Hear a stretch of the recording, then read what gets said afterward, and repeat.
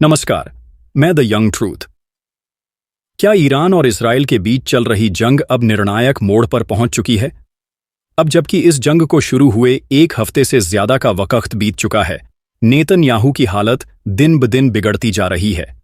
Iran की फतह मिसाइलें इसराइल के तेल अवीव से लेकर कई शहरों को नेस्तनाबूद कर रही हैं।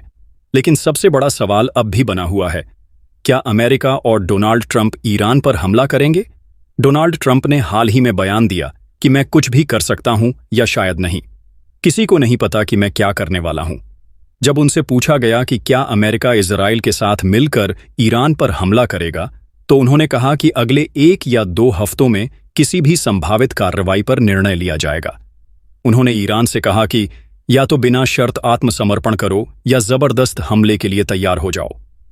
उधर ईरान के supreme leader Ayatollah Ali Khamenei ने ट्रंप की बिना शर्त आत्मसमर्पण की मांग को सिरे से खारिज कर दिया है। उन्होंने कहा, ईरानी राष्ट्र कोई धमकी स्वीकार नहीं करेगा और अगर अमेरिका हस्तक्षेप करता है तो यह उनके लिए अपरिवर्तनीय क्षति होगी। किसी ने कल्पना भी नहीं की थी कि इजरायली एयर डिफेंस सिस्टम को चकमा देकर ईरान की मिसाइलें सीधे इजराइल पर गिरेंगी, लेकिन यह हुआ। मिसाइलों की बौछारों ने नेतन्याहू की सारी रणनीतियों को ध्वस्त कर दिया। जिस आयरन डोम को अजेय माना जाता था, वह अब मिट्टी की दीवार साबित हो रहा है जो तेज बारिश में ढह चुकी है। अगर आप इजराइल के अस्पतालों, स्टॉक मार्केट और प्रमुख इमारतों की हालत देखें, तो आपको समझ आ जाएगा कि ईरान ने किस हद तक इजराइल को जवाब दिया है। ईरान की मिसाइलें आसमान की ओर उड़ती हैं और कुछ ही क्षणों में इजराइल के सैन्य ठिकानों को नेस्तनाबूद कर देती हैं। जवाब में इजराइल ने ईरान के स्पेशल फोर्सेस के हेडक्वार्टर को निशाना बनाया है। लेकिन सबसे पहले ईरान के सुप्रीम लीडर खामेनेई का बयान सामने आया है। उन्होंने कहा, यह सज़ा है उस दुश्मन के लिए जिसने एक संगीन अपराध किया है। ईरानी कौम थोपी हुई शांति के खिलाफ डटकर खड़ी रहेगी। हम किसी भी जबरदस्ती को स्वीकार नहीं करेंगे और अगर हमें जंग थोपी जाती है तो हम उसका डटकर मुकाबला करेंगे। खामेनेई ने कुरान का हवाला देते हुए कहा, जीत केवल अल्लाह की ओर से आती है और वही सबसे ताकतवर है। अल्लाह निश्चित रूप से सच्चाई और हक के साथ रहने वाली ईरानी कौम को फतह दिलाएगा, इंशाअल्लाह। इस बयान के जरिए उन्होंने मुस्लिम देशों को एकजुट होने का संदेश दिया और साथ ही उन लोगों को भी चेताया जो इस समय डर के मारे तेहरान छोड़ रहे हैं। यह संदेश उन लोगों के लिए भी है जो इन हमलों से घबरा गए हैं या देश छोड़ने की सोच रहे हैं।